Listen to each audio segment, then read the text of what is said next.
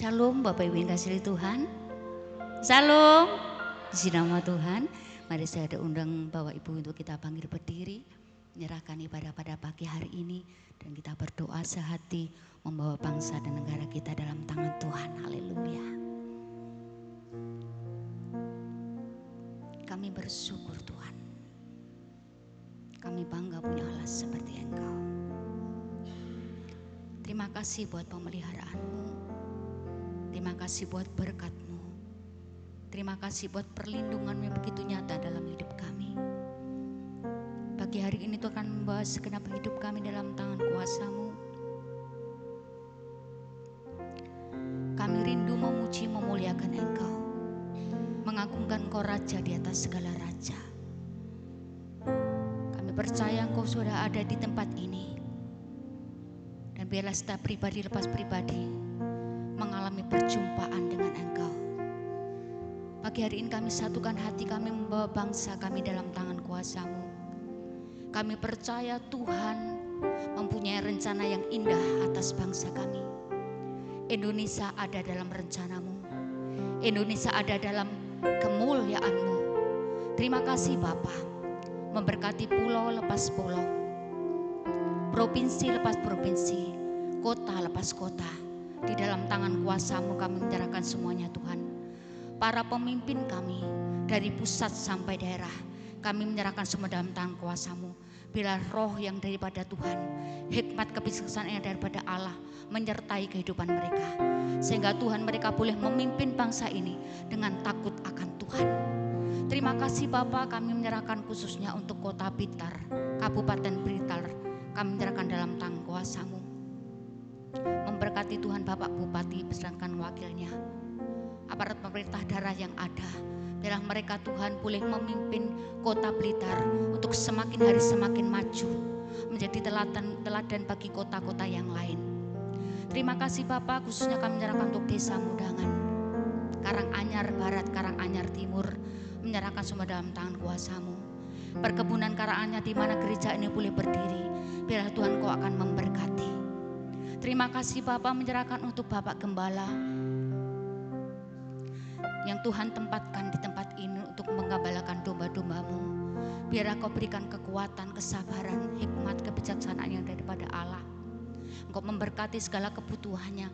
Tuhan sudah Engkau mencukupi semuanya. Terima kasih Bapak, sekali lagi menyerahkan untuk ibadah pada pagi hari ini dari awal hingga akhirnya dalam tangan kuasa-Mu. Perkenanan-Mu atas ibadah ini Tuhan. Terima kasih Tuhan Yesus. Segala ucapan syukur kami, segala doa kami perhatikan dalam satu nama Tuhan Yesus Kristus yang sudah mengajar kami berdoa. Bapa kami yang di surga, dikuduskanlah nama-Mu, datanglah kerajaan-Mu, jadilah kehendak-Mu di bumi seperti di surga. Berikanlah kami pada hari ini kemakan kami yang secukupnya, dan ampunilah kami akan kesalahan kami, seperti kami juga mengampuni orang-orang yang bersalah kepada kami. Dan janganlah membawa kami ke dalam pencobaan, tetapi lepaskanlah kami daripada yang jahat. Karena Engkau-lah punya kerajaan dan kuasa dan kemuliaan sampai selama-lamanya. Amin.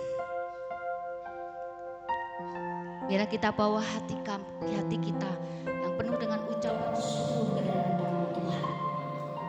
Pujian yang terbaik, penyembahan yang terbaik, kita persembahkan bagi Dia Raja di atas segala raja.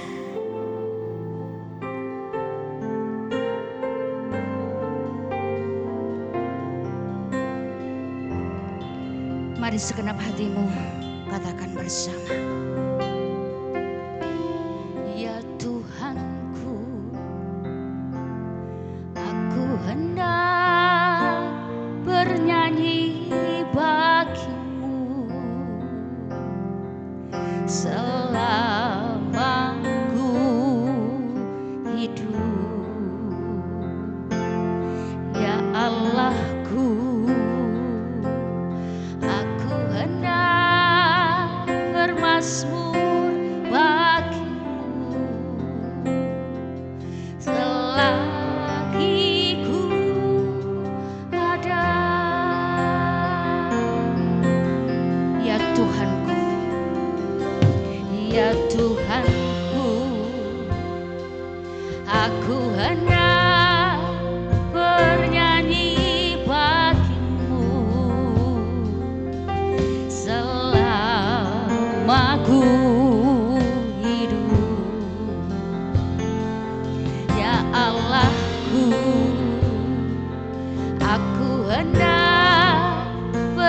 bermasmur bagimu selagi ku ada. Inilah yang ku renungkan setiap waktu. Nyanyian pujian dan pengagungan kepadamu.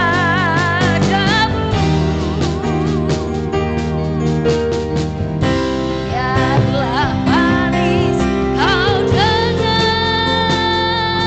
Tuhan, manis kau dengar Tuhan, kan hatiku bersuka karenamu.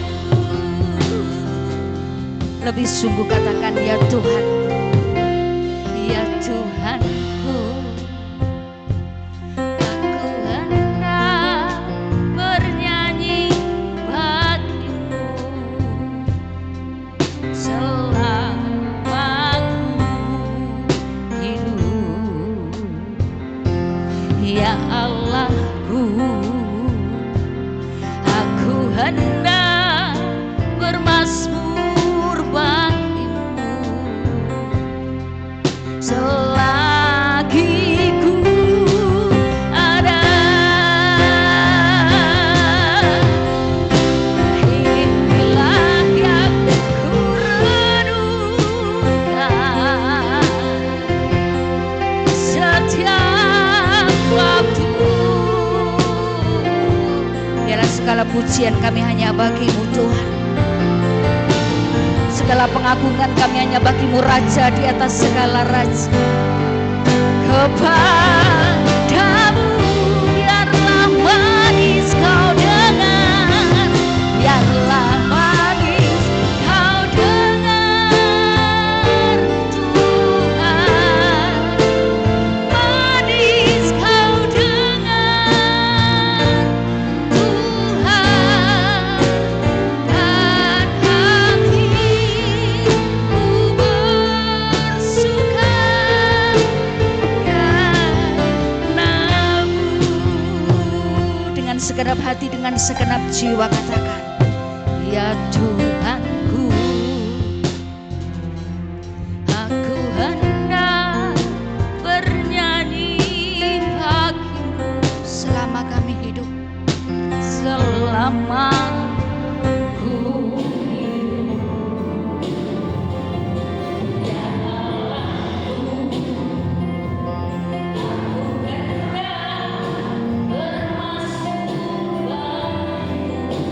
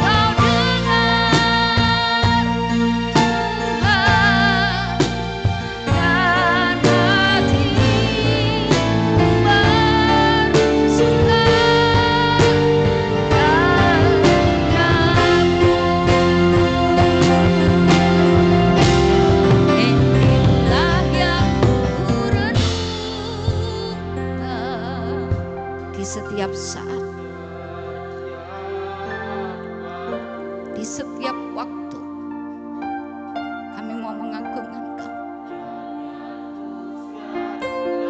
bernyanyi tentang kebesaran-Mu.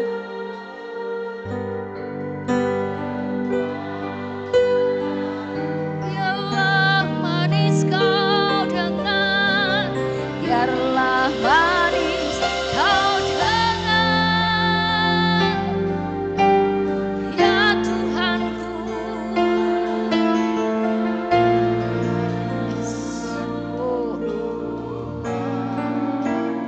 Kan hatiku bersuka karena-Mu. Inilah yang kulakukan.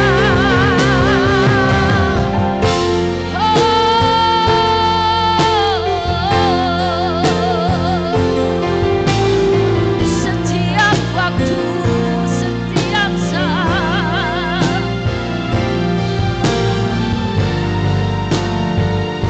hanya bagi-Mu Tuhan. Biarlah manis Kau dengar, biarlah manis Kau dengar, manis Kau dengar, dan hatiku bersuka, dan hatiku kan hatiku bersuka, dan hatiku kan hatiku bersuka padamu.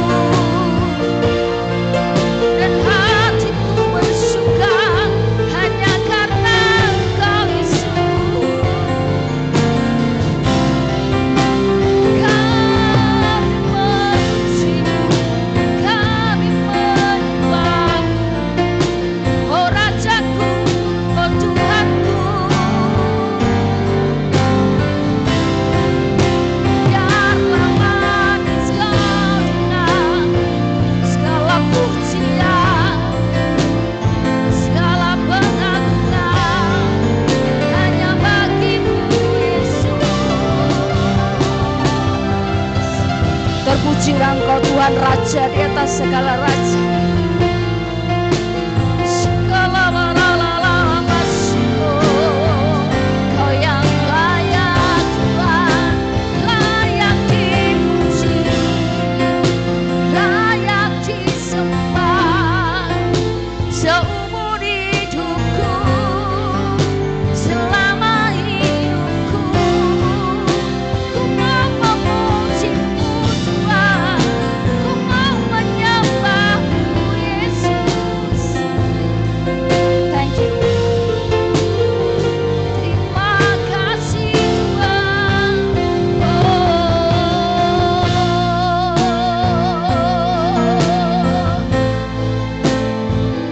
Sebab Kau yang layak kami puji, sebab Kau yang layak kami puji. I sing praises to Your name, oh Lord, praises to Your name, oh Lord, for Your name is great and worthy to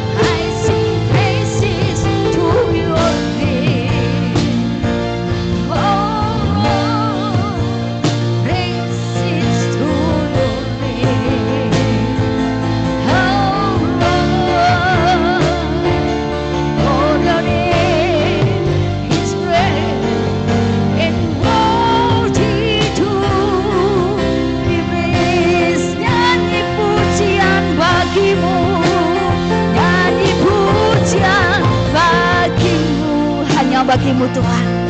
Tuhan, pujian bagimu. Tuhan, namamu besar dan layak dipuji. Nyanyi pujian bagimu. Tuhan, pujian bagimu. Tuhan, namamu besar dan layak dipuji.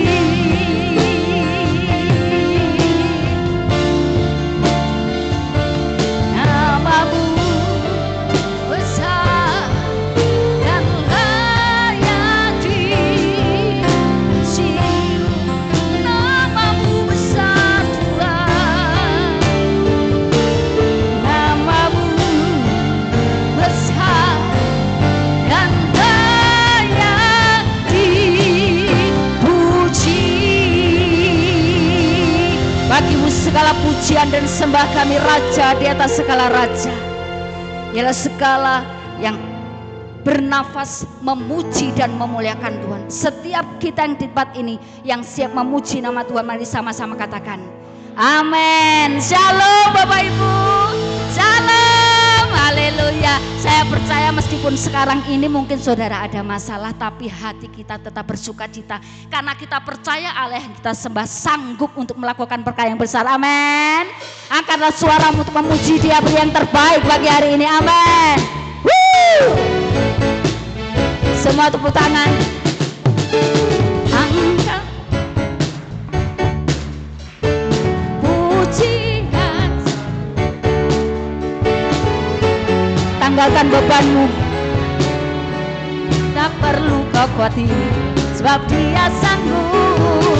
Gerakkan kakimu, menanggilah dan bertepuk tangan, bersukacitalah. Tak perlu kau khawatir, sebab Dia sanggup. Sekarang nyanyikan kebesarannya, Dia kuat dan penuh kuasa. Bersorak-sorai karena kasih-Nya telah datang melawan kita. Nyanyi bagi Dia. Mari angkat suaramu, puji Dia. Amin. Angkatlah suaramu, pujikan, serukan nama Yesus. Tanggalkan bebanmu, tak perlu kau khawatir, Dia sanggup. Gerakkan kakimu, menarilah dan bertepuk tangan, bersukacitalah. Tak perlu kau khawatir, sebab Dia sanggup. Sekarang nyanyikan kebesarannya, Dia kuat dan penuh kuasa. Bersorak-sorai karena kasih-Nya telah datang melawan kita. Sekarang nyanyikan kebesarannya, Dia kuat dan penuh kuasa. Bersorak-sorai karena kasih-Nya telah datang melawan kita. Nyanyi bagi Dia, nyanyi bagi Dia, nyanyi bagi Dia. Haleluya. Saudara mau menyanyi bagi Tuhan? Ialah segala pujian kita hanya bagi Dia. Amin. Haleluya. Mari lebih sungguh kita bawa pujian kita yang terbaik bagi Allah.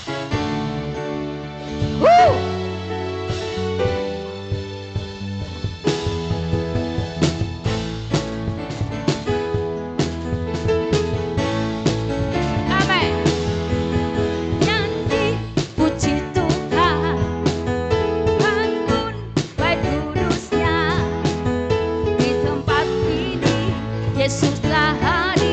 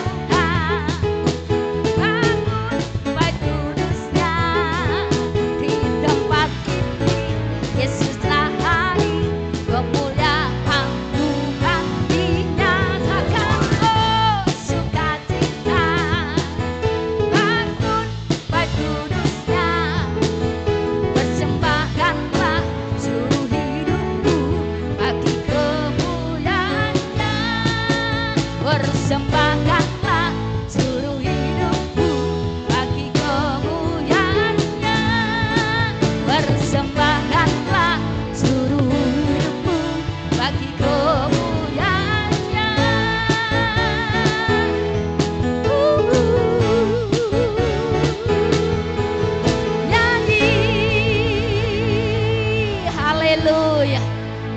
Bila kita semua tetap bernyanyi bagi Allah, apapun yang terjadi dalam hidupmu, Dia Allah yang luar biasa, Dia terlalu baik. Amin. Ya, langit dan bumi senantiasa mengucap syukur bernyanyi bagi Dia. Lebih lagi menari buat Allah kita.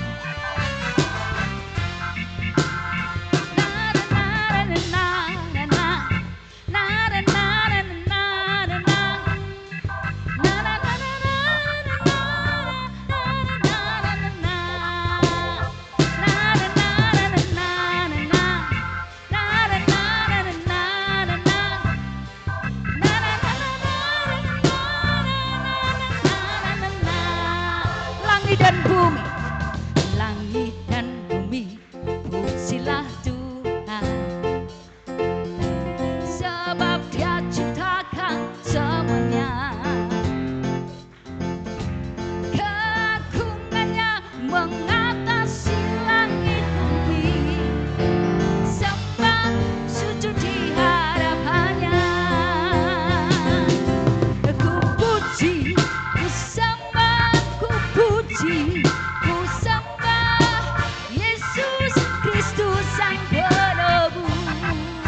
Ku puji, ku sembah, ku puji, ku sembah Yesus Tuhan dan Rajaku. Sherala, na na na na na na na, na na na na na na na.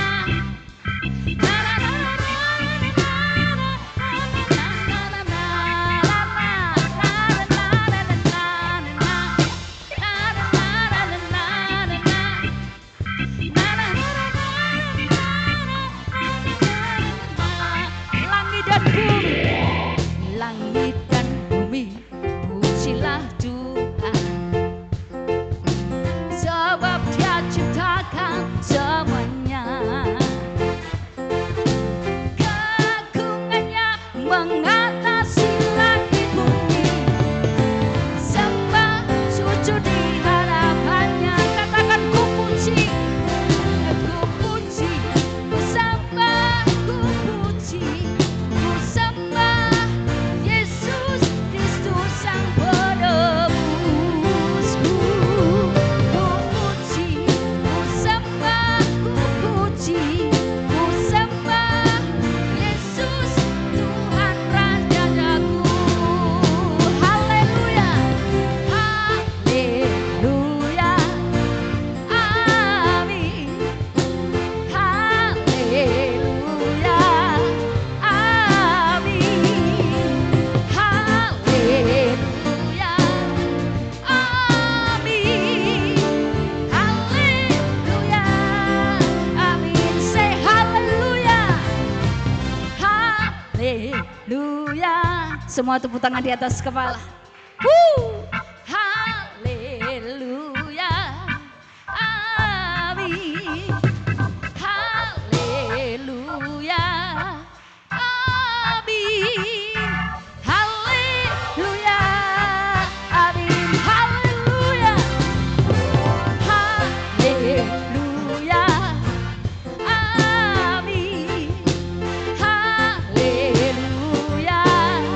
amin. Haleluya, amin. Haleluya, amin. Say na na na na na na na na na na na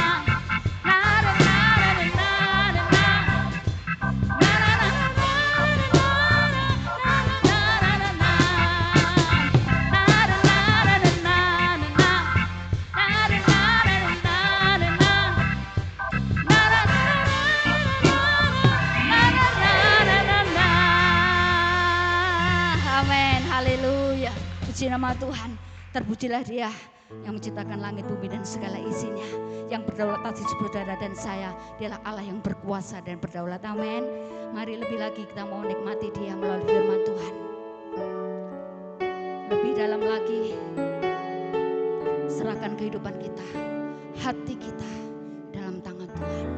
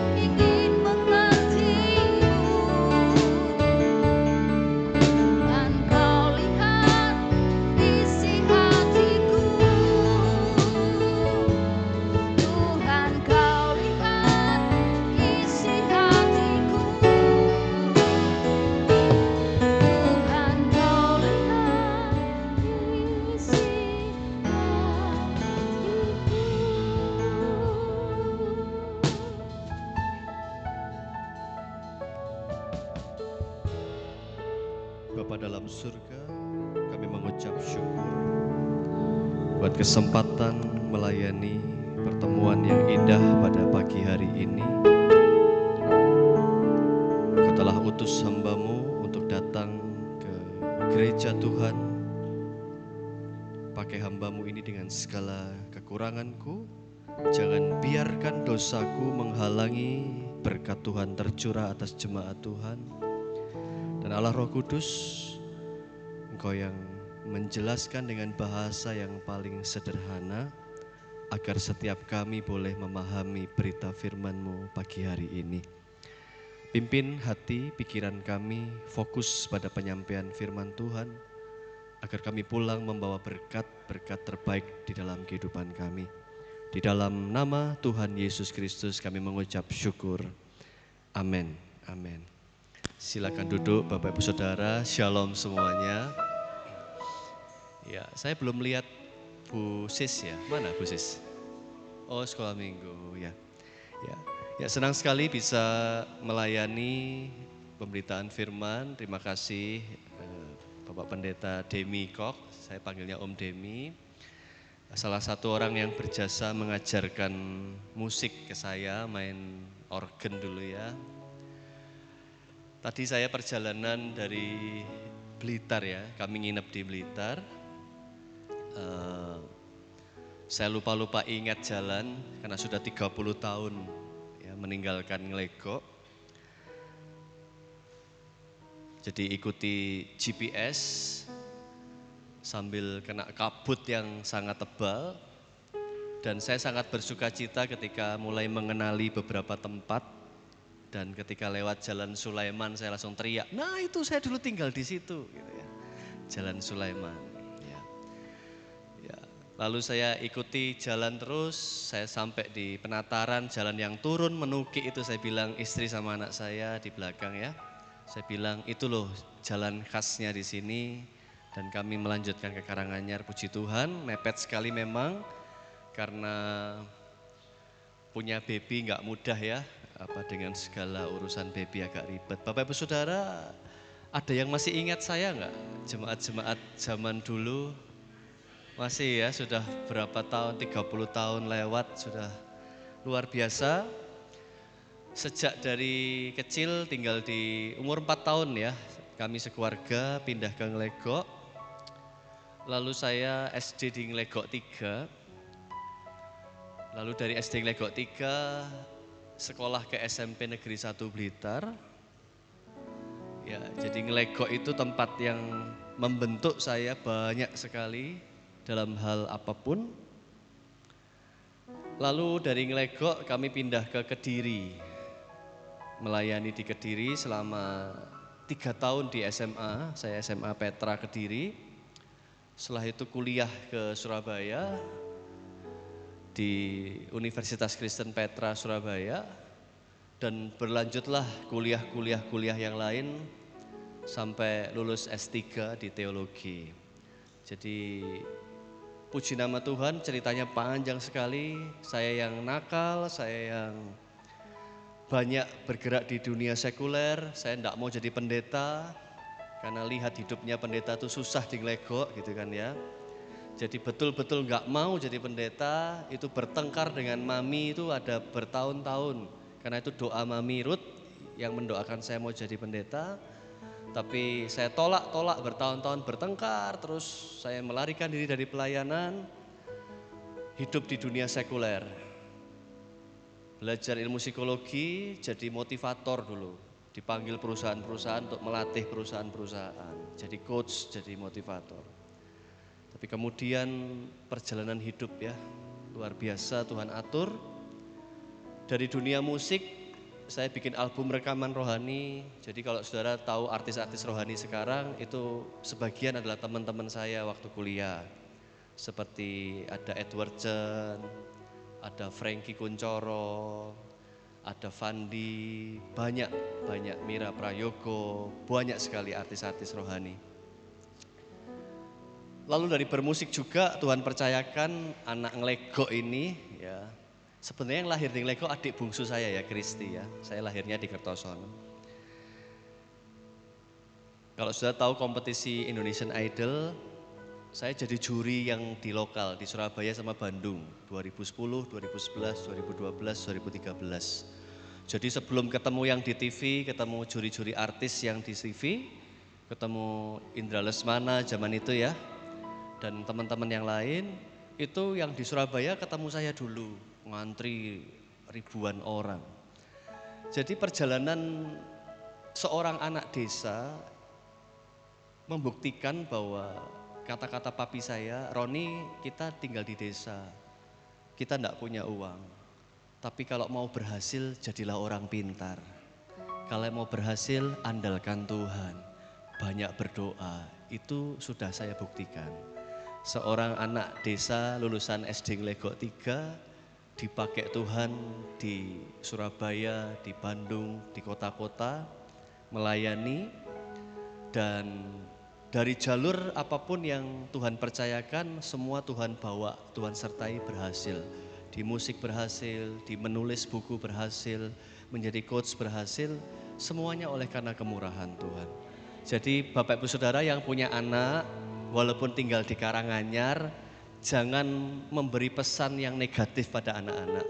Bilang, walaupun kita tinggal di Karanganyar di desa, kamu bisa berhasil, gitu ya. Kita bisa berhasil. Sudah ada buktinya, ya. Ya, luar biasa penyertaan Tuhan.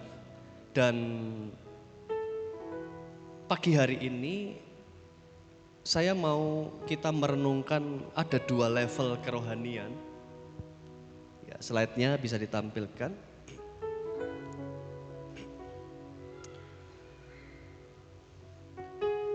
Supaya Bapak Ibu Saudara bisa mengukur, bisa mengevaluasi Bapak Ibu Saudara ada di level kerohanian yang mana, sehingga ketika kena masalah Bapak Ibu Saudara tahu bagaimana menyikapi masalah itu.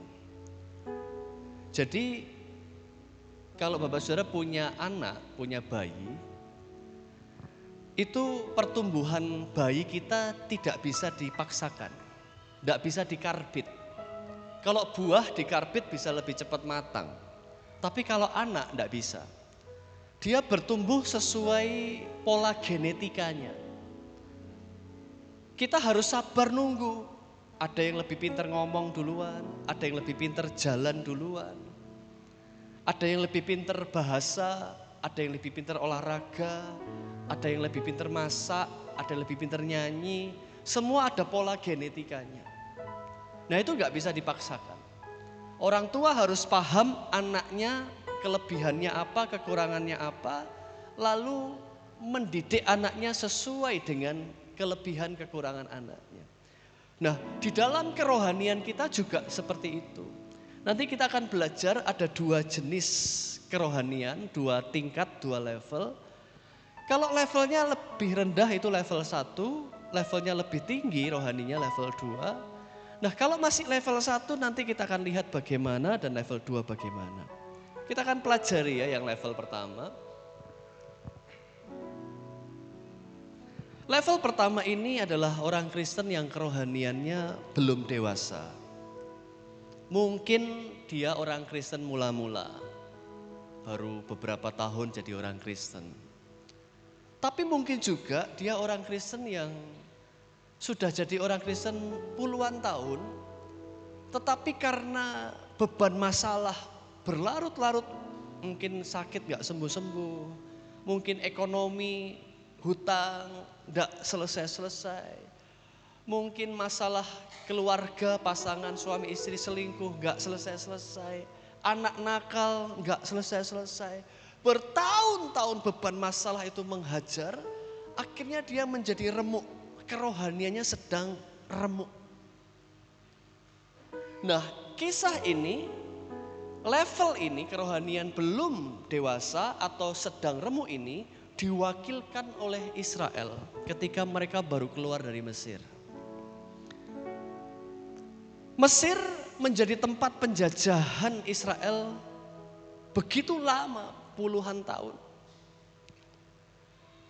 Ketika akhirnya bangsa Israel dibawa oleh Nabi Musa keluar dari Mesir,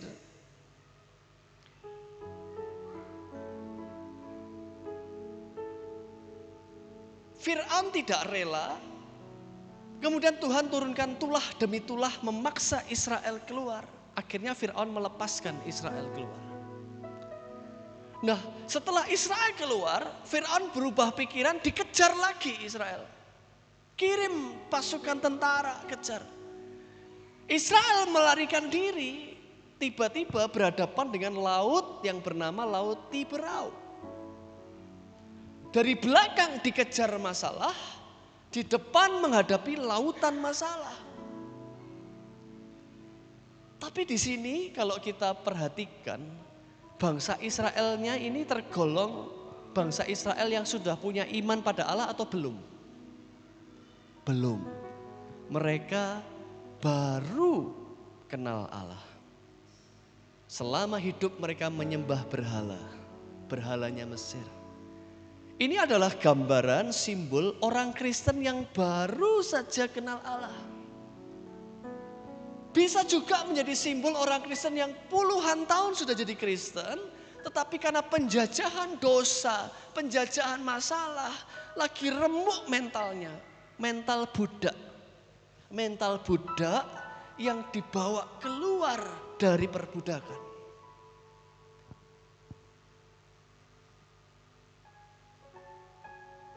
Relevansinya nanti bisa kita lihat dalam kehidupan kita sehari-hari, prakteknya apa ya.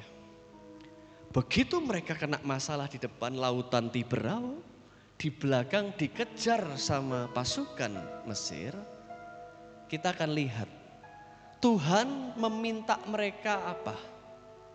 Kita baca Keluaran 14 ayat 13. Tetapi berkatalah Musa kepada bangsa itu, jangan takut, berdirilah tetap dan lihatlah keselamatan dari Tuhan. Maksudnya apa? Ternyata bangsa Israel tidak dipaksa untuk berdoa, tidak dipaksa untuk percaya, tidak diharuskan puasa, tidak dipaksa untuk menunjukkan kualitas iman, tidak. Bangsa Israel hanya diminta untuk apa? Berdirilah tetap dan lihatlah. Maksudnya apa? Maksudnya apa? Kayak gini Bapak Ibu Saudara.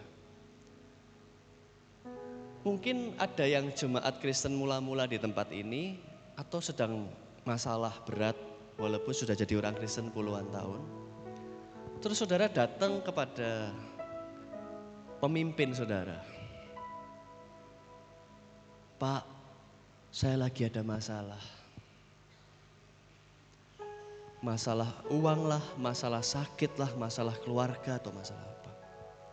Ternyata kalau Kristennya levelnya yang pertama ini, ternyata Musa tidak berkata gini, Bapak harus berdoa, Bapak harus puasa, Bapak harus percaya sama Tuhan Yesus. Enggak. Ternyata Musa berkata apa? Diamlah dan lihatlah, Tuhan akan menolongmu. Kita enggak disuruh ngapa-ngapain, enggak disuruh berdoa, enggak disuruh percaya, enggak disuruh ngapa-ngapain, cuma disuruh apa? Diam dan lihatlah. Kenapa? Karena level kerohaniannya masih di bawah. Memang masih belum punya iman. Memang masih di dasar. Lalu kalau begitu, apa yang dituntut Tuhan? Siapa yang dituntut Tuhan? Yang dituntut Tuhan ternyata adalah pemimpinnya. Yang dituntut Tuhan itu Musanya. Berfirmanlah Tuhan kepada Musa, mengapakah engkau berseru-seru demikian kepadaku? Katakanlah kepada orang Israel supaya mereka berangkat. Jadi Tuhan tidak memaksa Israel untuk percaya. Yang dipegang Tuhan pemimpinnya. Jadi Di sini siapa yang bisa jadi dianggap sebagai pemimpin di Karanganyar ini? Selain Bapak Pendeta Demikok dan Pendeta Sis. Mungkin ada pemimpin kaum wanita. Mungkin ada pemimpin kaum pria. Mungkin ada pemimpin komsel. Mungkin ada pemimpin ketua musik. Mungkin ada pemimpin worship leader.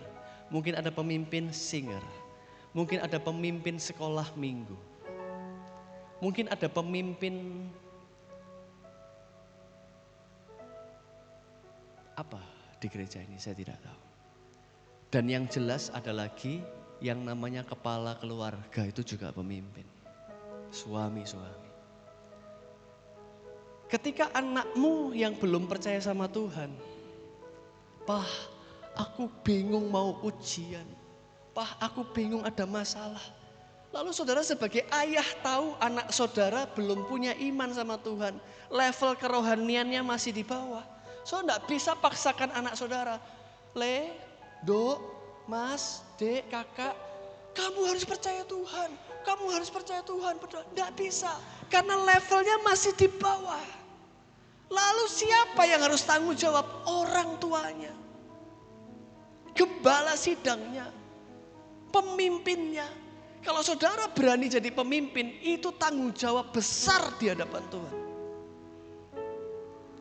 Karena itu saudara, kalau ada orang yang terlalu ambisius pengen jadi pemimpin, saya selalu wanti-wanti, kamu yakin kepengen jadi pemimpin? Gak gampang loh jadi pemimpin. Tuhan itu pegang Musa, Tuhan pegang pemimpinnya. Yang ditekan Tuhan itu pemimpinnya. Yang dituntut Tuhan itu pemimpinnya. Musa yang ditekan Tuhan. Kenapa kamu diam saja malah berseru-seru kepadaku? Katakanlah kepada bangsa Israel berangkat. Nah ini tidak mudah nyuruh orang berangkat, saudara. Prakteknya bagaimana? Suatu ketika saudara ada satu pasangan muda.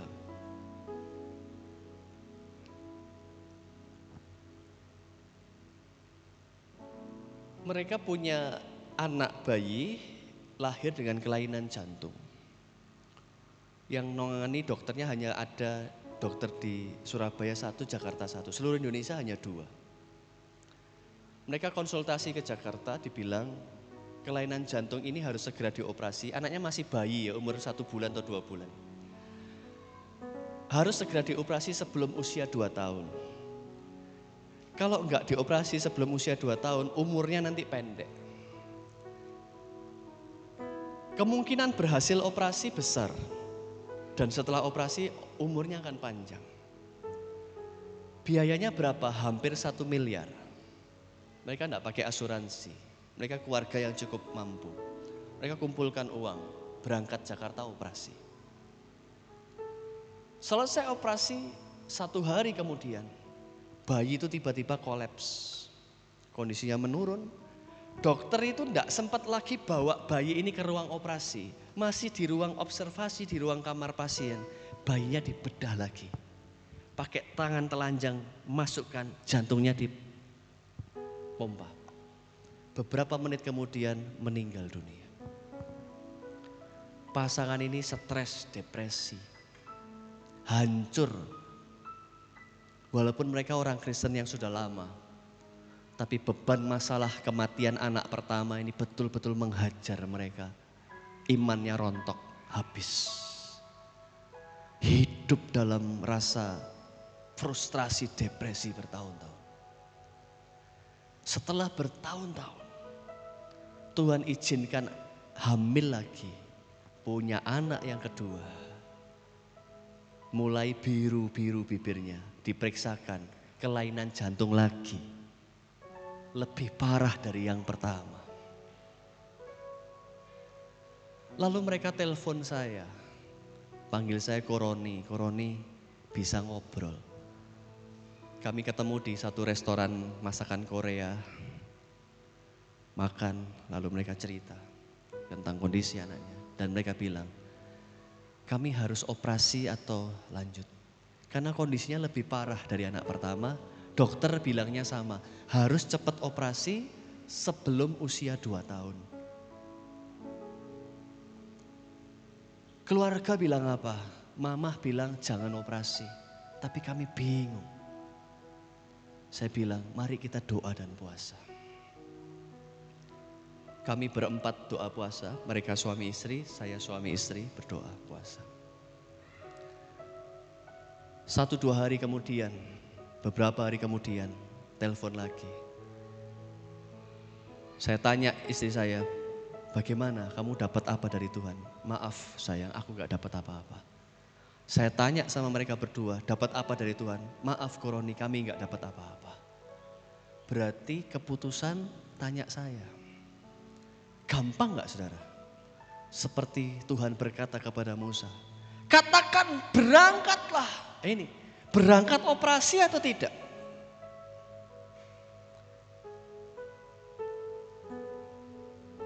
Tidak mudah.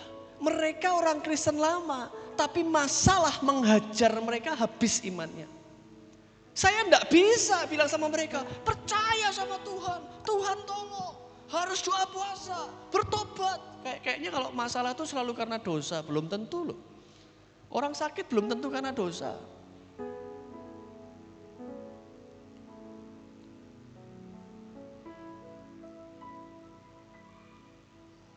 Saya lalu bilang sama mereka, Tuhan sudah kasih suara buat saya, jangan operasi. Gitu ya Koroni? Iya. Iya. Hari ini saudara, anaknya umurnya sudah melampaui prediksi dokter. Dia sehat. Tidak mudah saudara.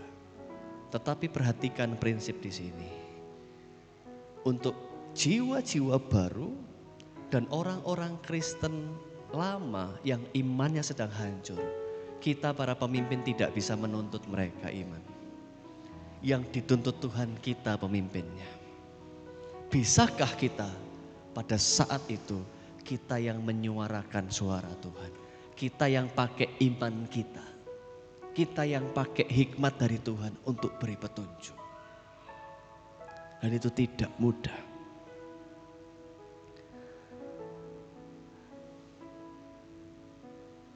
Saya juga ketemu saudara, satu wanita, teman CC-nya, teman SMA saya. Ini masalahnya agak nyeleneh saudara, masalah dewasa, rumah tangga suami istri. Dengan nangis-nangis dia cerita, harga dirinya dihajar oleh suaminya selama 25 tahun. Dia tidak punya harga diri di depan suami.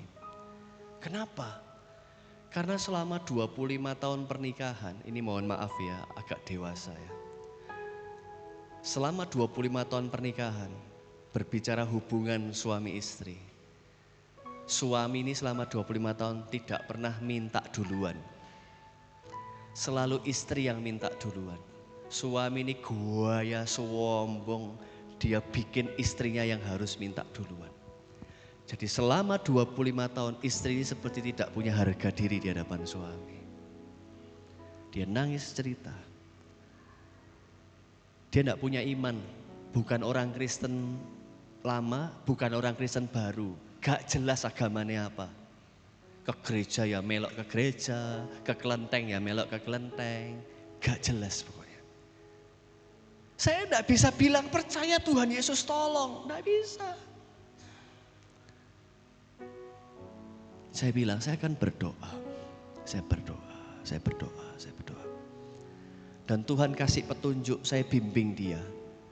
C, kamu harus begini. C, kamu harus begini. C, harus begini. Lakukan, lakukan, lakukan. Dia bilang, Ron, kamu suruh aku minum air got tak minum. Aku sudah capek. Dia sudah datang ke dukun. Sama dukun disuruh, nasi itu disuruh diremet-remet pakai tangannya. Terus ditaruh di piring suaminya. Dukunnya bilang kalau suamimu makan nasi yang diremet-remet pakai tanganmu, nanti dia tunduk masuk dalam genggaman tanganmu. Dilakoni loh saudara. Sego diremet-remet, jalan yang piring suamine. Ambil suamine dipangan. Yoga terjadi apa-apa. Dia sudah frustrasi bertahun-tahun. Saya bimbing dia 3 bulan. Aku tangi turu jam 6, onok miss call jam 5, gak sempet ngangkat. Apa itu miss call? Tak chat, ada apa Cek kok telepon pagi-pagi? Jam 7 dia telepon. Terus, ada apa Cek, cerita? Dipateni sih, onok bojoku, ada bojoku dipateni. Terus dia nganter anaknya sekolah, jam 10 pagi dia telepon. Ron, apa? Ron, apa? Tadi malam bojoku minta duluan lah. Setelah 3 bulan didoakan dan dibimbing, baru dia terbuka. Tuhan itu berkuasa ya. Sekarang dia sama keluarganya sudah rajin ke gereja. Karena pertolongan Tuhan. Saudara, pemimpin-pemimpin harus sadar bahwa domba-domba yang dipercayakan sama kita itu memang kelasnya itu ya domba. Saya belajar ilmu domba, domba itu tidak bisa membedakan rumput beracun dan rumput sehat. Itu tugas gembalanya yang ngasih firman Tuhan yang sehat. Kalau gembalanya ngawur, pemimpinnya ngawur, ngasih firman Tuhan yang asal-asalan, keracunan jemaatnya. Karena jemaat tidak bisa bedakan rumput beracun dan rumput sehat, tidak bisa bedakan. Murni tanggung jawab pemimpin, karena itu jangan gampang-gampang mau jadi pemimpin, tidak gampang. Jangan terlalu ambisius jadi pemimpin. Tanggung jawab di hadapan Tuhan itu sulit sekali. Saya heran kalau ketemu orang yang, saya aja Pak jadi ketuanya Pak, saya pengen jadi ketua. Terus kepengen tampil, kepengen jadi ketua, hati-hati. Hati-hati, di hadapan Tuhan tanggung jawabnya besar sekali. Lalu domba itu saudara, wedus ya podo wae lah, walaupun kita punyanya wedus toh, gak punya domba. Mata kanannya itu bisa lihat sendiri, mata kirinya bisa lihat sendiri, bebas. Jadi pandangannya tuh luas. Diciptakan Tuhan begitu supaya kalau ada serigala, ada harimau, mereka cepat tahu, bisa lari. Tapi kekurangannya karena terlalu luas, tidak bisa fokus. Jadi begitu ada gerakan yang mereka pikir itu serigala, luari wis nuwasak-nasak. Dipikir ada lobang, dimuasui padahal ora sedeng, nyantol. Itu kayak Cece yang tadi saya ceritakan. Ambek paranormal dikon ngasih sego dikepel-kepel di piring suami, ya dilakoni. Ron, mbok suruh minum air got tak lakoni. Itu domba, panik. Jadi saudara, pemimpinlah yang harus tahu bahwa yang kita hadapi adalah orang-orang yang tidak bisa dipaksakan imannya. Mereka levelnya masih di bawah. Pemimpin yang harus pakai imannya. Pemimpin yang harus pakai hikmat dari Tuhan untuk bantu domba-domba ini ambil keputusan. Lalu di bagian domba yang kita layani, sebagian itu masuk golongan buluh yang sudah patah terkulai. Buluh yang patah terkulai atau remuk itu semacam rumput yang berongga sehingga remuk jatuh. Atau sumbu yang pudar itu bicara semangat yang sudah pudar. Ada orang-orang Kristen di sekitar kita yang sudah imannya patah, remuk, dan semangat melayani sudah turun. Semangat ke gereja sudah turun. Nah, bahayanya banyak pendeta, banyak gembala, banyak pemimpin ngadepi orang-orang seperti ini sudah malas. Malah dihindari. Telepon lama dilayani, lama-lama kok ganggu ya dipateni. Sudah enggak mau jenguk, sudah enggak mau melayani. Kenapa? Capek Pak ngelayani orang kayak gitu, enggak berubah-berubah. Hati-hati loh. Karena di hadapan Tuhan, orang-orang Kristen yang seperti itu pun tetap disayang sama Tuhan. Tuhan tidak pernah membiarkan orang yang patah, tidak diputuskan oleh Tuhan. Sumbu yang pudar, yang semangatnya sudah padam, tidak pernah sama Tuhan dimatiin, tidak pernah. Buluh yang terkulai, ada lagunya ya, takkan dipadakannya, dia akan jadikan indah sungguh lebih berharga. Sungguh yang telah pudar takkan dipadamkannya. Dia akan jadikan indah untuk kemuliaannya. Amin saudara. Jadi pemimpin begitu. Ada anak kita yang buadel bertahun-tahun. Aja dikana, wes gak tak akoni anak, tak coret dari kakak. Jangan. Nuwakal, korban narkoba, menghamili orang, dihamili orang, bertengkar, berantem, masuk penjara. Jangan dibuang. Harus mengasihi mereka. Yang rohaninya lebih harus mengasihi mereka. Layani, capek memang, tapi layani. Itulah kenapa kita jadi pemimpin. Itulah kenapa kita dipilih Tuhan untuk membimbing mereka. Kasih itu harus dipraktekkan, tidak hanya bicara. Jadi itu untuk level kerohanian yang bawah saudara ya.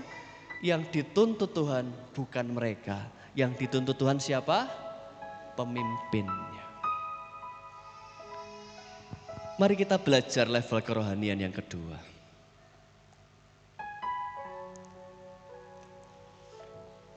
Tapi sebelum itu, saya masih lanjutkan beberapa hal yang penting.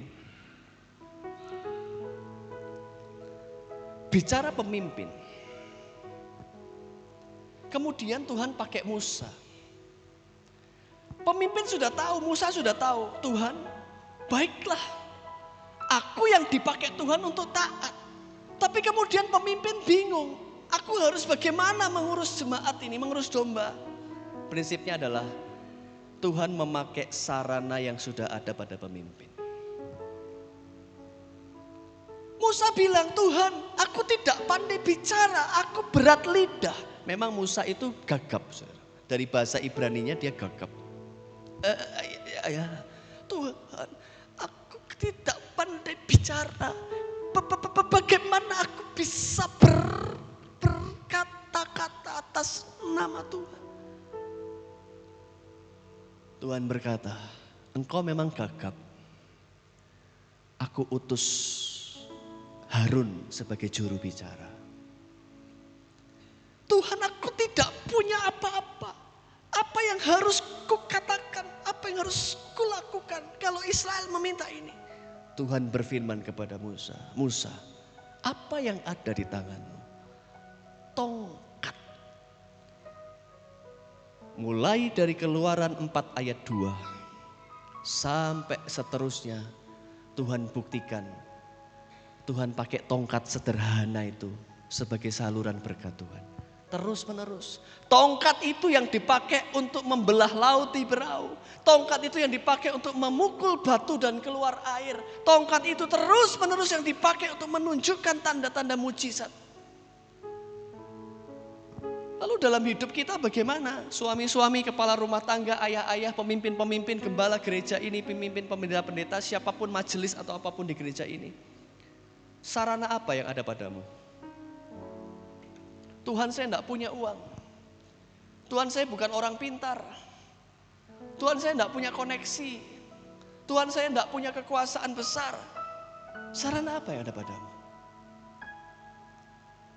Saya punya iman Tuhan, pakai imanmu. Saya punya pengharapan Tuhan, pakai pengharapanmu.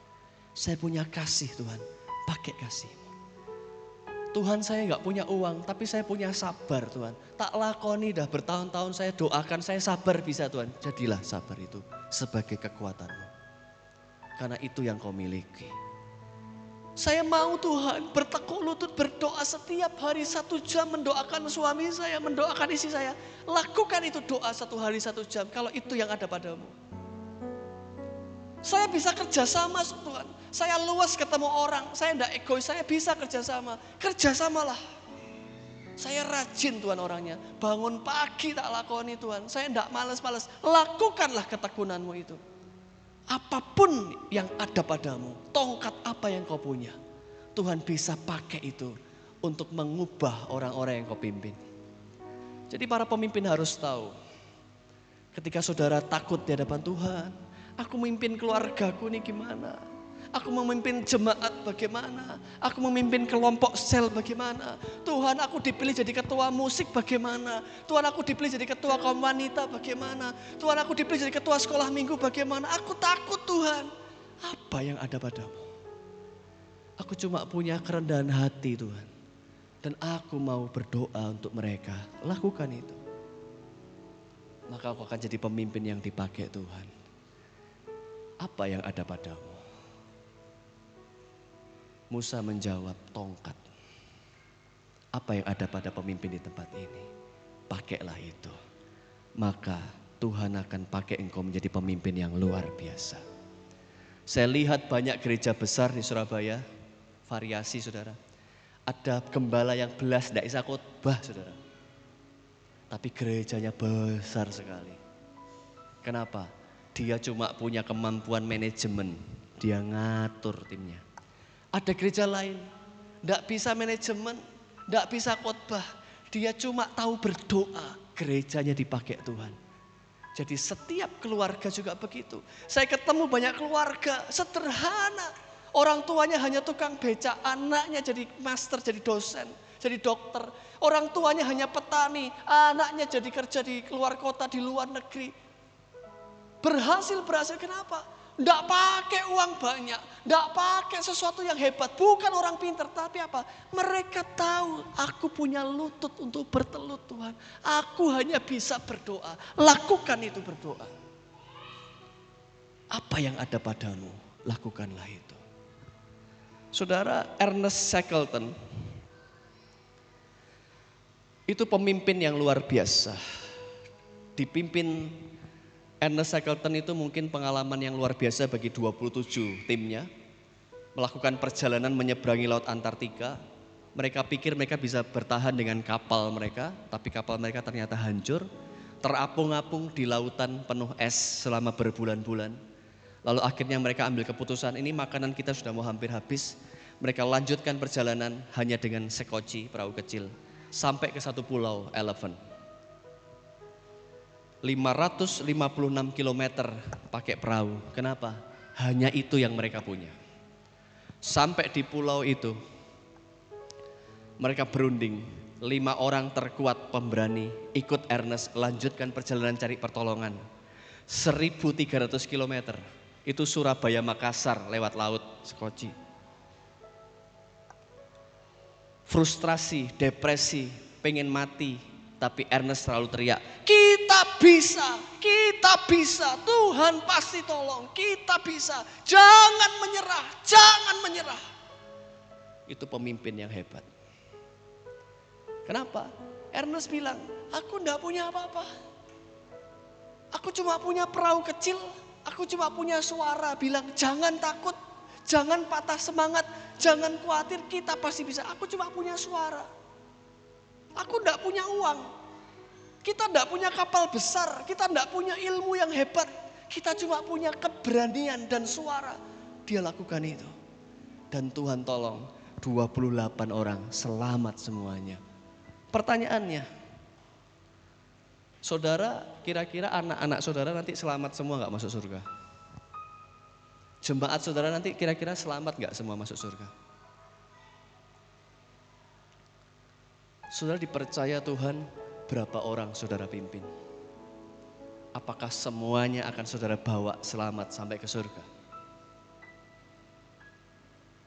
Itu menjadi pertanyaan buat para pemimpin untuk menutup bagian yang pertama ini. Di dalam kelemahanku sempurna kuasa. Hebatnya tantanganku, lebih hebat Tuhanku. Ku berserah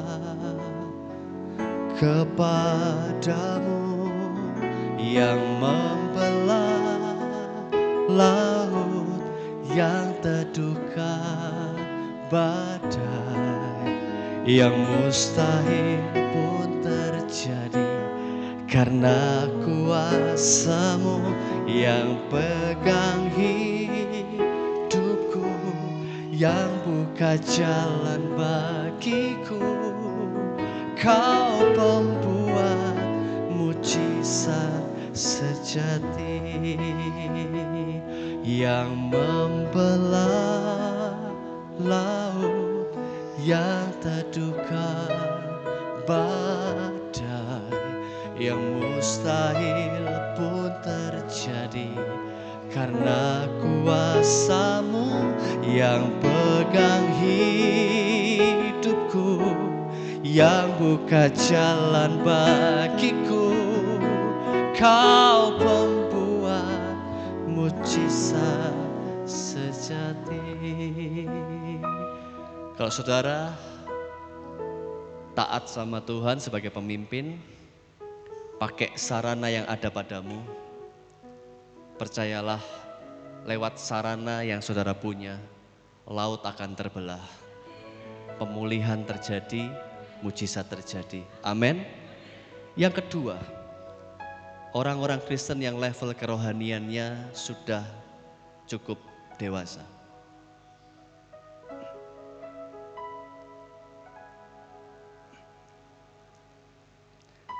Saudara, di level kerohanian yang kedua ini, kita akan perhatikan. Ya tadi sudah, oke.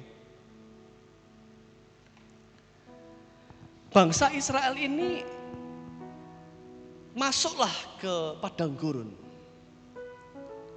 Seharusnya menurut para penafsir, mereka di padang gurun itu keluar, itu hanya butuh 3 bulan.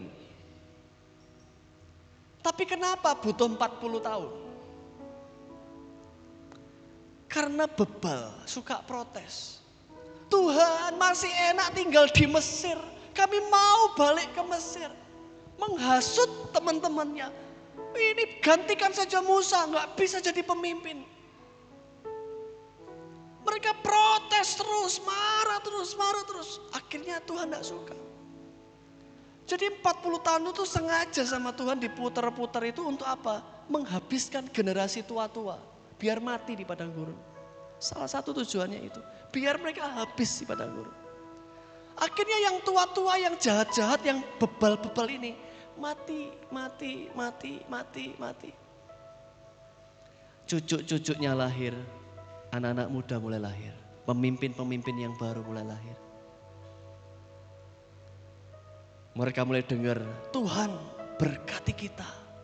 Melawan masalah-masalah di padang gurun, kita berhasil melalui. Ada dikirim makanan dari atas mana. Ada tiang awan, tiang api. Mujizat berkali-kali, menang perang berkali-kali. Sampailah akhirnya mereka berhasil keluar dari padang gurun. Mereka dihadapkan pada sungai Yordan yang sedang banjir. Kami sekeluarga pernah ke Israel, ke sungai Yordan. Adik saya Kristi itu sampai baptis lagi di sana. Itu sungainya nggak lebar saudara sebenarnya. Ya dari dinding ini, enggak lah, dari sini mungkin sampai ke paling belakang sana. Sini sampai sana. Tapi karena lagi banjir, nggak bisa orang nyebrang dengan gampang. Mereka bawa tabut perjanjian Allah. Sekarang kita perhatikan ya, saudara harus teliti ya, perhatikan.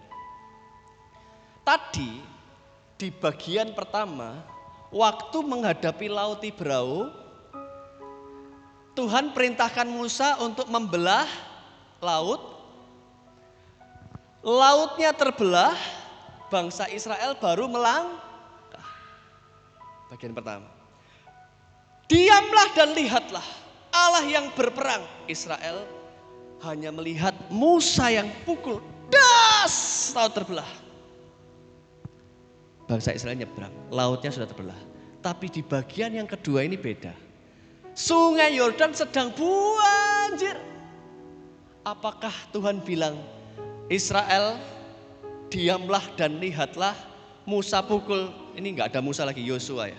Pukul das gitu misalnya. Musa masih ada, tapi sudah pergantian pemimpin ya. Das terbelah. Enggak. Apa yang terjadi, saudara?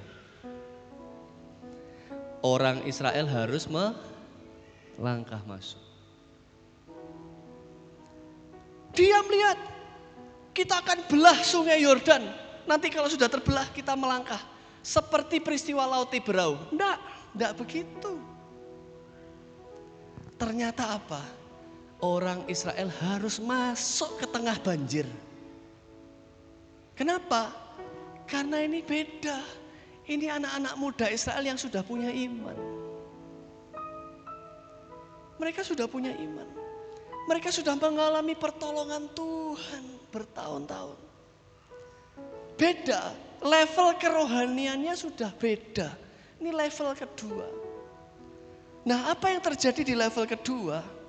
Kalau saudara sudah di level kedua kerohanian, saudara harus berani melangkah dalam iman. Melangkah dalam iman ini dituntut untuk saudara yang sudah rohaninya sudah dewasa.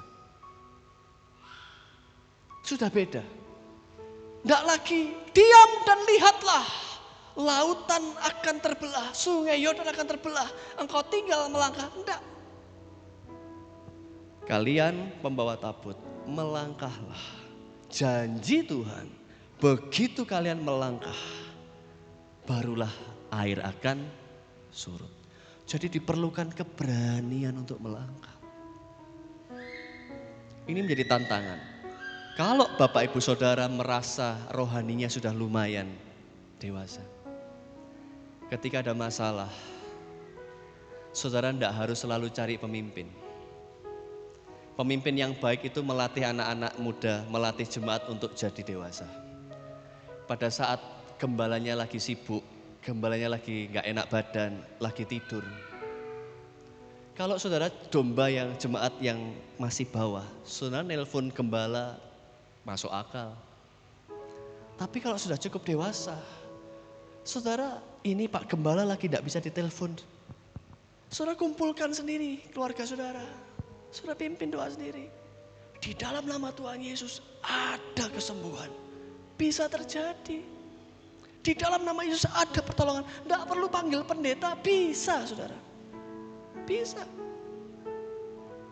Melangkah dalam iman. Itu kalau level kerohaniannya sudah lebih dewasa. Yang jadi masalah banyak orang tidak berani melangkah dalam iman. Dan itu perlu berlatih untuk kita berani melangkah dalam iman. Charles Blondin itu pemain akrobat tali tahun 1859. Itu air Niagara di Amerika ya, sepanjang 340 meter. Talinya ketinggian 50 meter. Dia nyebrang. Pakai tongkat untuk menyeimbangkan.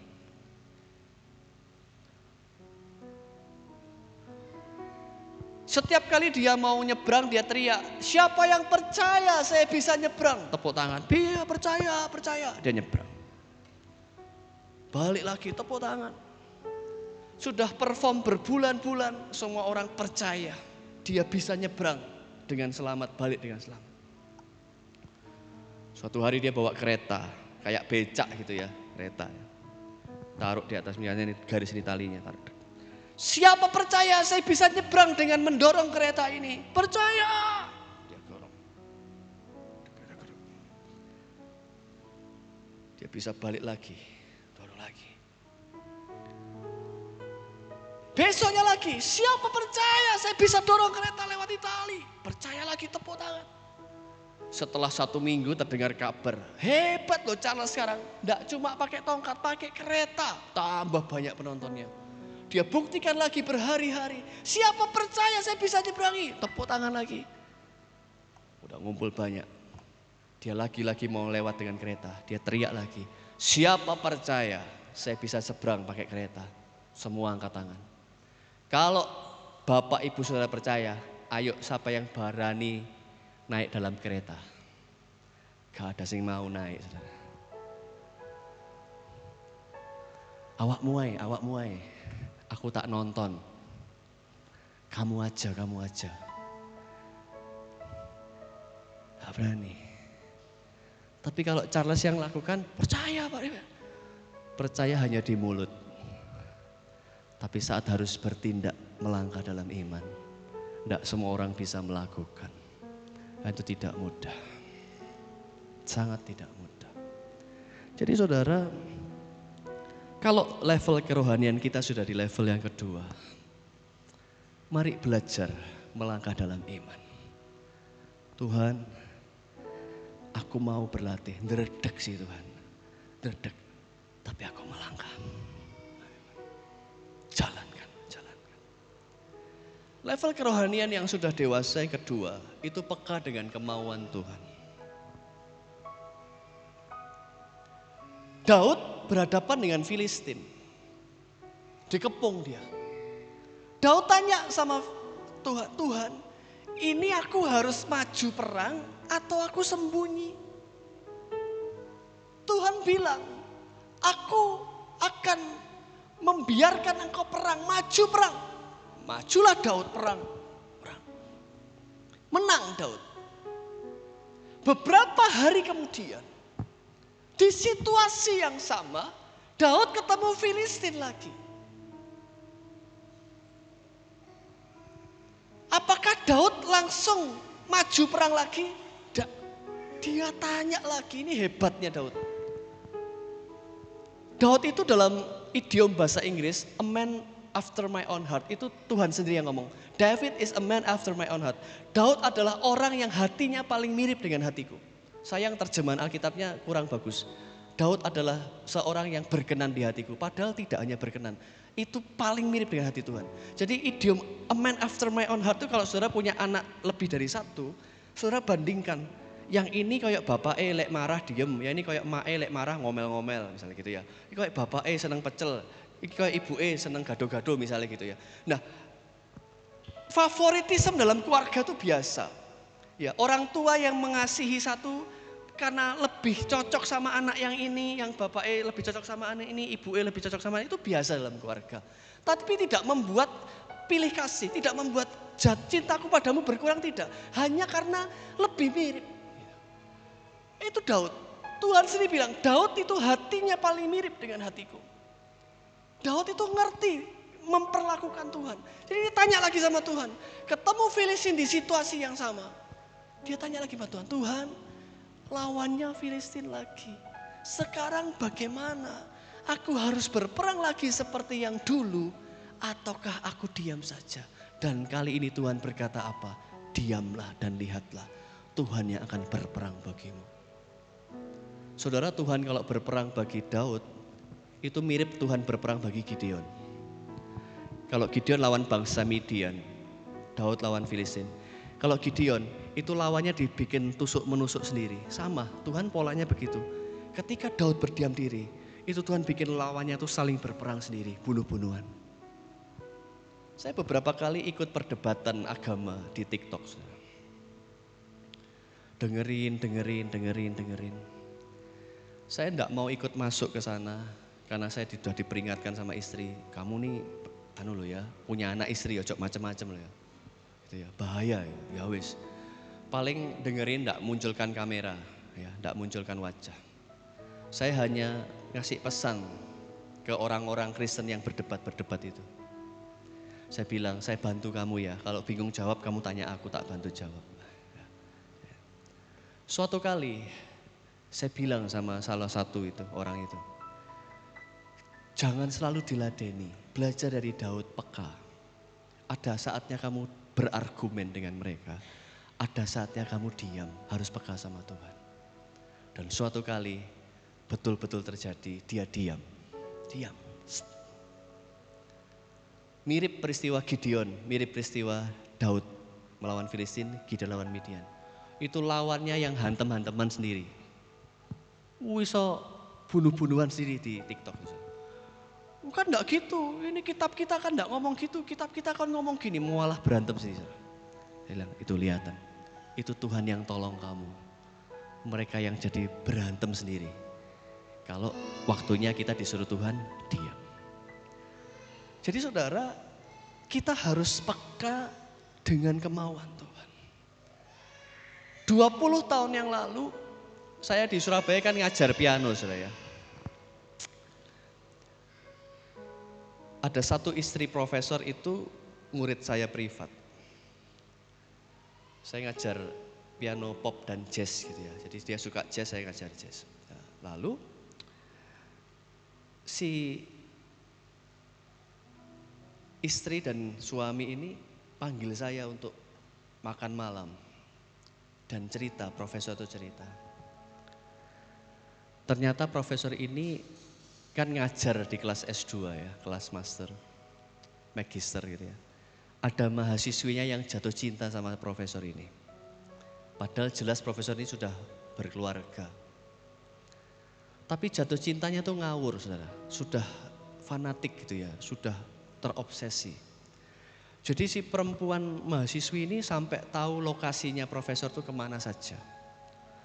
Kayaknya dia bayar petugas bandara sama petugas hotel se-Indonesia. Jadi misalnya profesor ini terbang ke Manado gitu ya, ngajar di Manado. Gitu. Tidur di hotel apa, kamar berapa.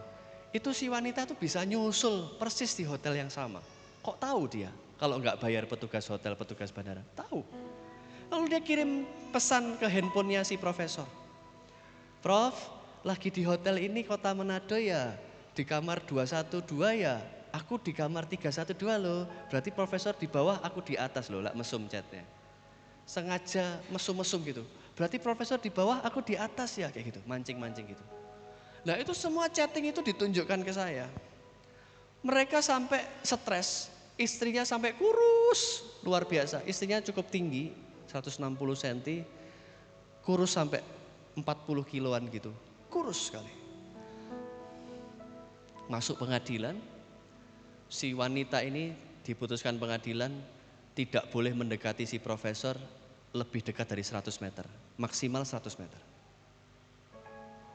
Sampai bayar bodyguard.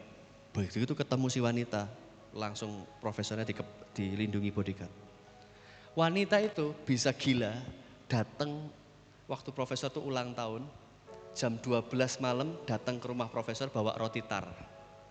Nyogok satpam, masuk sampai pagar nyanyi happy birthday profesor, happy birthday. Apa enggak stres saudara kalau suami saudara dikejar-kejar wanita seperti itu? Stres saudara. Itu terjadi bertahun-tahun. Nah terus mereka tanya, Roni kan sering cerita bersaksi Tuhan menolong. Bisa enggak sekarang Roni bantu kami? Saya mak dek gitu saudara. Ya apa ini? Lalu saya minta nomor handphonenya si wanita itu. Saya ajak kenalan, kami berteman. Saya berdoa, ngobrol lewat chatting, kami nggak pernah ketemu, hanya lewat chatting.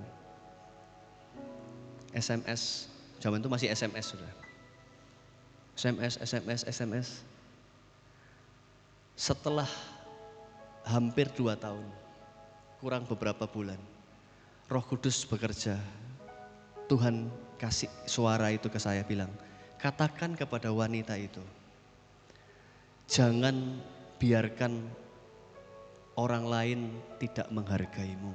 Kamu harus menghargai dirimu sendiri lebih dari orang menghargaimu. Kenapa? Setelah kami berkawan 1 tahun, akhirnya dia cerita, aku mencintai suami orang, tapi dia tidak menghargaiku. Dia tidak membalas cintaku. Lah rada edan ternyata. Ya iyalah sudah punya suami. Ya tidak mungkin membalas cintamu. Aku tidak dihargai, aku sudah berusaha maksimal menghormati dia, mencintai dia. Dia tidak membalas rasa sayang. Ya iya sudah punya istri. Tapi dari situ Roh Kudus bisikkan kata itu. Tulis pesan. Hargai dirimu lebih dari orang menghargaimu. Itu yang saya katakan dia. Hargai dirimu lebih dari profesor itu menghargaimu. Saya kasih itu pesan. 1 minggu kemudian profesornya manggil saya. Ron, terima kasih. Tiba-tiba lenyap. Tidak ada teror. Tidak ada pesan. Tidak ada ketemu. Biasanya saudara, telepon rumah itu berdering terus. Sampai dicopot kabelnya, ganti nomor telepon, ditelepon lagi. Masih bisa bayar petugas Telkom. Tapi setelah bergumul bersama Roh Kudus, peka dengan kemauan Tuhan, butuh 2 tahun, tidak gampang. 2 tahun itu suwe nih rakaruan. Nemeni dia SMS-an. Akhirnya pergi dari kehidupan si profesor. Jadi saudara, kalau saudara sudah merasa level kerohanian sudah lebih, saudara akan diuji dengan pertanyaan itu. Bagaimana dengan suara Tuhan? Apakah engkau bisa mengerti kehendak Tuhan? Suara Tuhan saudara, tidak perlu berangkat ke Gunung Kelut, Gunung Bromo, Gunung Kawi. Suara Tuhan itu ada di Alkitab. Saudara baca Alkitab sudah selesai belum dari Kejadian sampai Wahyu? Harus sudah selesai. Di gereja kami di Kediri ada program baca Alkitab. Itu setahun selesai. Tiap Januari mulai, wisuda Januari. Sudah mulai tahun ketiga. Yang ikut sudah 10 gereja. Sudah 10 gereja ikut, terlibat. Itu setiap tahun kita wisuda. Selesai baca, wisuda. Kenapa? Orang Kristen harus minimal dalam hidupnya khatam Alkitab 1 kali minimal. Itu istri saya sudah lebih dari 7 kali. Mungkin sudah lebih dari 10 kali. Karena tidak pernah berhenti baca Alkitab tiap hari. Tiba-tiba jam 1, jam 12 malam, setengah 12 malam kaget. Pak, apa? Aku kurang mau baca Alkitab setengah 12 malam. Baca. Baca Alkitab itu kayak hutang besar kalau belum baca. Dari baca Alkitab, saudara akan peka dengan suara Tuhan. Karena suara Tuhan itu tertulis di Alkitab. Bukan saudara pergi ke Gunung Kawi, Tuhan kasih aku suaramu, carane jadi sugih piye, bukan. Tetapi saudara tanya Alkitab, itulah suara Tuhan di Alkitab. Yang terakhir saudara, level kerohanian yang sudah dewasa,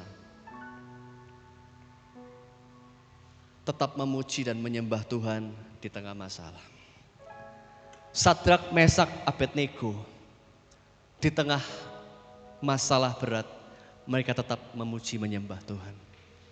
Paulus, Silas di penjara tetap memuji Tuhan, menyembah di tengah masalah.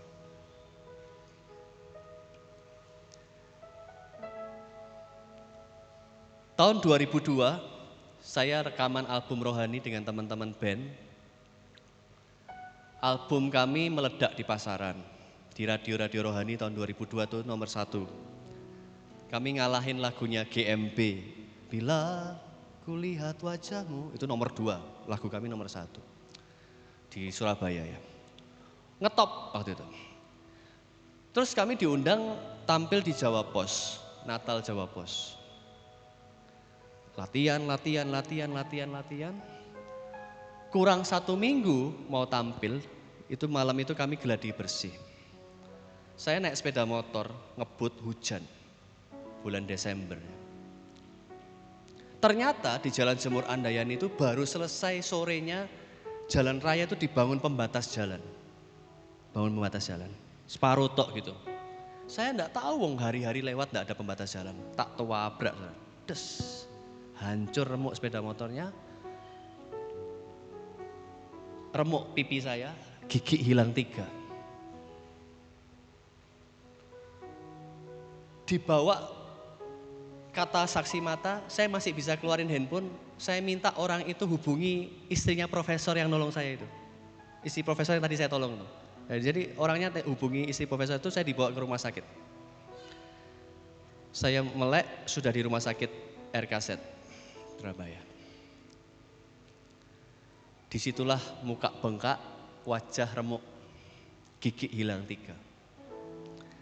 Teman-teman mulai datang.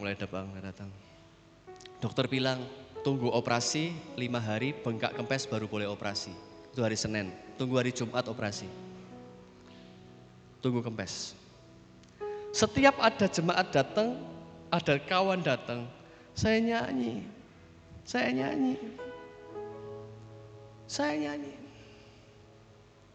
Waktu itu lagu yang ngetren, terima kasih Tuhan untuk kasih setiamu, nyanyi itu terus. Nyanyi. Nggak usah bingung, aku rapopo ambek ompong gitu saudara. Bengkak. Malam kedua, malam ketiga, saya rasakan ada tangan yang menjamah. Saya pikir suster. Saya diam saja, ada yang pegang. Nggak sakit, hanya kayak dielus gitu. Saya kayak bangun, nggak ada siapa-siapa. malam ketiga terjadi lagi. Ada yang pegang saya kaget bangun. Hari Jumat pagi saya bangun. Saya kan ngajar piano, 70% murid saya tuh anaknya dokter. Saya hari Rabu tuh chat, kirim pesan ke murid saya. Masih pakai BlackBerry waktu itu ya. Nggak bisa ngajar piano hari ini karena kecelakaan di RKZ. Nah, ternyata papahnya dia itu spesialis.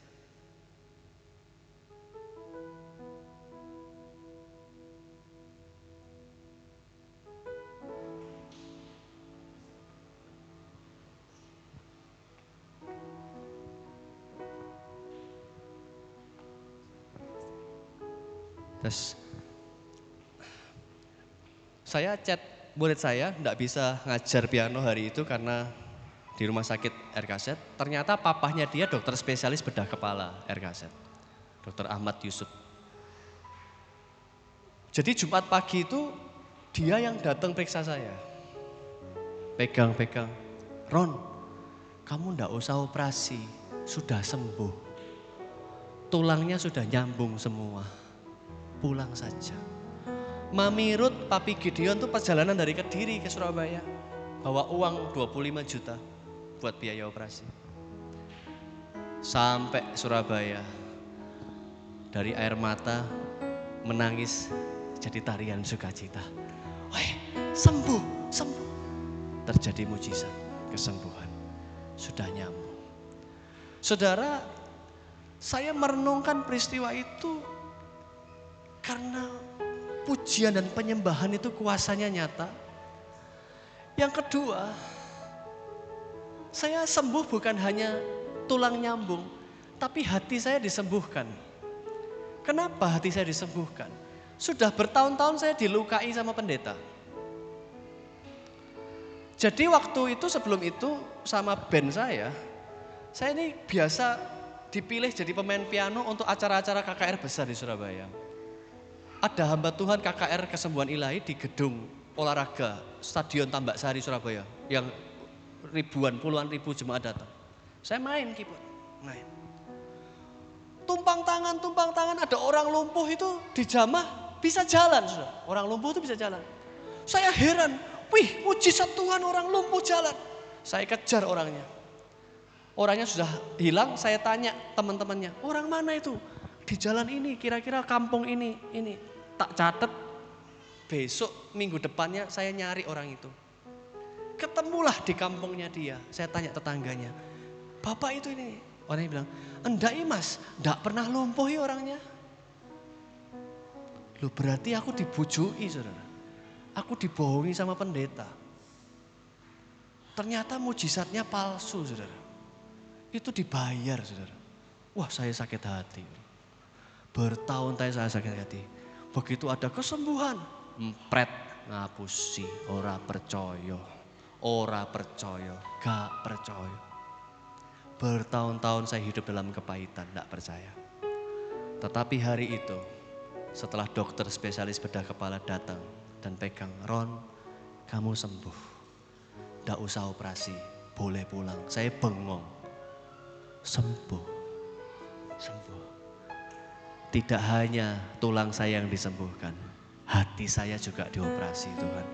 Hati saya sembuh. Ternyata mujizat yang asli kesembuhan itu masih ada. Manusia di dunia ini bisa berbohong, pendeta bisa berbohong, tetapi Tuhan tidak pernah berdusta.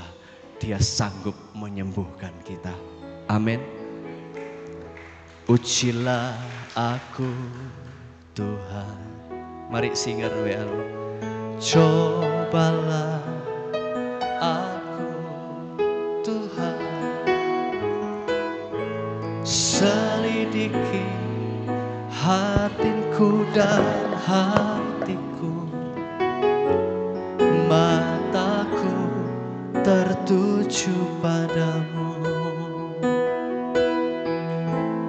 Aku cinta padamu Tuhan, aku rindu hadirat-Mu Tuhan, Aku ingin selalu dekat padamu, menikmati kehadiranmu. Sebentar. Bapak Ibu Saudara, firman Tuhan hari ini kesimpulannya dua ya. Ada dua level kerohanian. Yang pertama yang imannya belum dewasa karena Kristen mula-mula, atau sudah jadi Kristen lama puluhan tahun tapi sedang remuk imannya karena masalah. Di bagian pertama ini Tuhan tidak menuntut imanmu. Tuhan tidak meminta engkau beriman. Yang dituntut Tuhan siapa? Pemimpinnya. Pemimpinnya yang harus beriman. Pemimpinnya yang harus taat. Bisa gembala sidang, bisa pendeta, bisa ayah bagi kepala rumah tangga, bisa ketua musik, ketua kaum wanita, siapapun. Pemimpinnya yang harus beriman, pemimpinnya yang harus taat. Jemaatnya tidak, karena masih di level pertama. Tapi kalau Bapak Ibu Saudara sudah di level kedua, saudara tidak lagi tergantung kepada pemimpin. Saudara harus berani, satu, melangkah dalam iman. Yang kedua apa? Peka dengan suara Tuhan. Yang ketiga apa? Tetap memuji, menyembah Tuhan di saat terkena masalah. Nah, setelah Tuhan tolong atau Tuhan belum tolong, saat kita mengatakan terima kasih Tuhan, puji Tuhan, itu ada dua ekspresi dalam bahasa Ibrani. Yang satu haleluya, yang kedua hosana. Ada bedanya. Haleluya itu kalau saudara sedang punya duit, saudara sedang baru sembuh. Haleluya itu kalau keluarga saudara sedang bahagia. Haleluya itu saudara kalau anak saudara lulus ujiannya bagus. Haleluya itu kalau anak saudara diterima jadi pegawai negeri. Haleluya itu kalau saudara cintanya diterima. Haleluya itu kalau baru menikah. Haleluya itu saat kita berpesta pora, kita mengalami kemenangan, itu haleluya. Tapi bagaimana saat sakit kita belum sembuh? Hutang kita belum lunas. Suami istri kita masih selingkuh. Anak kita masih nakal. Kita masih sakit, beban masih menimpa. Lalu kita belajar untuk memuji menyembah Tuhan. Kita masih dalam penjara seperti Paulus. Kita masih kena masalah. Di dalam masalah, saat kita tetap memuji Tuhan, kita tidak berkata haleluya. Yang kita katakan adalah hosana. Ku nyanyi hosana bagi Rajaku yang duduk di tahta. Aku muliakan dan ku agungkan, Kaulah yang disembah. Saat ini mari kita periksa, apakah saudara ada di level pertama atau level 2? Ujilah aku Tuhan, periksa kami Tuhan. Cobalah aku Tuhan, selidiki batinku dan hatiku. Mataku tertuju padamu. Siapa cinta sama Tuhan? Katakan, aku cinta padamu Tuhan. Aku rindu hadirat-Mu Tuhan. Aku ingin selalu dekat padamu, menikmati. Yang sedang ada masalah, tetap serukan hosana bagimu.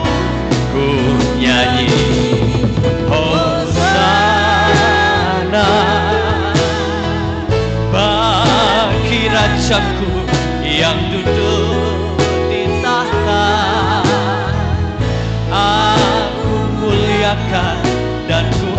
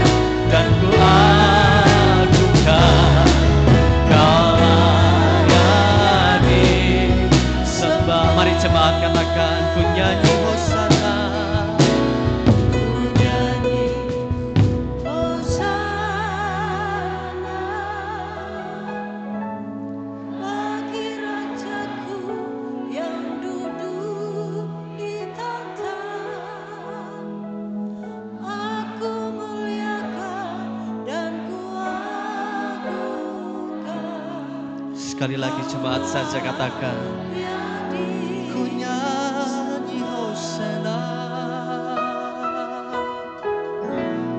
ku nyanyi Hosana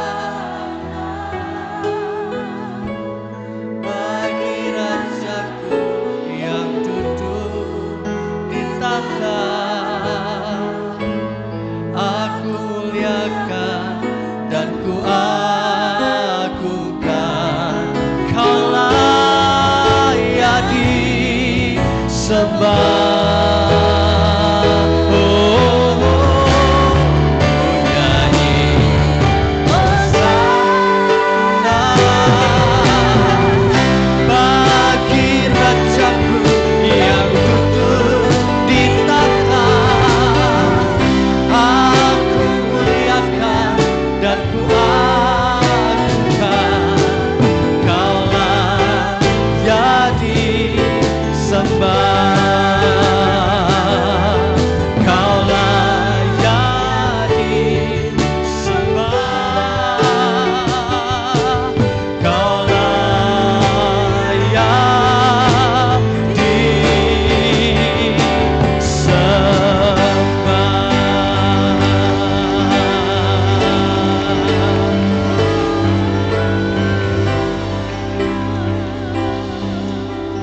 Terima kasih Tuhan Yesus, terima kasih. Engkau yang paling mengerti permasalahan yang sedang dihadapi jemaat Tuhan. Bawa mereka untuk berani melangkah di dalam iman, peka dengan suara Tuhan. Dan di saat tersulit apapun dalam hidup mereka, mereka tetap boleh mengatakan Hosana bagimu Tuhan. Meteraikan benih firman-Mu, di dalam nama Tuhan Yesus kami mengucap syukur. Amin. Bapa di sorga, kami bersyukur buat kasih setia, kemurahan dan anugerah-Mu yang begitu besar bagi kami. Terima kasih buat hari ini di mana Pak Roni telah melayani kami dan kami pulang dengan membawa pulang dua hal yang dahsyat. Kami percaya bahwa pada saat kami ketemu dengan Tuhan, maka hidup kami akan berubah. Engkau akan membawa kami untuk melihat perkara-perkara besar yang boleh terjadi dalam hidup kami. Berkati Pak Roni bersama dengan istri dan anak dan pelayanan yang ada di Kediri. Tuhan tolong dan Tuhan memberkati. Kami juga berdoa dan kami memberkati anak-anak sekolah minggu. Kasih sayang Tuhan ada bersama-sama dengan mereka. Mereka boleh mengenal Engkau secara pribadi. Mereka boleh menikmati kasih sayang Tuhan. Dan mereka boleh alami pembaharuan demi pembaharuan yang boleh terjadi di dalam hidup mereka. Kami berdoa dan kami memberkati mereka di dalam nama Tuhan Yesus Kristus. Sepanjang minggu ini mereka diberkati oleh Tuhan. Kami berdoa buat Bude Ayu, Mbak Ayu yang sedang mengandung. Tuhan tolong, Tuhan memberkati. Biarlah dia boleh melahirkan dengan baik dan sempurna. Di dalamnya nama Tuhan dipuji dan dipermuliakan. Acara kami sepanjang minggu ini, kami berdoa Tuhan tolong dan Tuhan memberkati. Biarlah kami boleh membawakan kasih sayang Tuhan. Kami boleh mau membawakan berita surgawi. Kami boleh menyampaikan kepada seluruh jemaat Tuhan bahwa Engkau adalah satu-satunya juru selamat bagi kami. Sebentar kami akan pulang ke rumah kami masing-masing. Kami percaya bahwa kasih sayang Tuhan menyertai, memberkati, dan memulihkan kami. Mari kita angkat tangan kita ke atas dan kita terima berkat Tuhan. Dan sekarang Bapak Ibu Saudara yang dikasihi Tuhan, akhir dari ibadah kita pada saat pagi hari ini, mari kita akan pulang ke rumah kita masing-masing dengan membawa pulang berkat, yaitu berkat damai sejahtera, berkat sukacita yang telah dikerjakan oleh kekuatan kuasa Roh Kudus, boleh turun menyertai bahkan memberkati kita semua mulai saat pagi hari ini sampai Maranatha. Tuhan Yesus datang kembali kali yang kedua. Kita akan pulang ke rumah kita masing-masing dengan membawa pulang berkat baik jasmani maupun rohani di dalam nama Tuhan Yesus Kristus. Haleluya. Kiranya Engkau memberkati aku berlimpah-limpah dan memperluas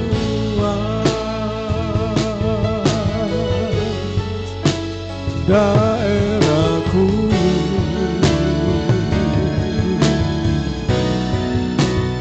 dan kiranya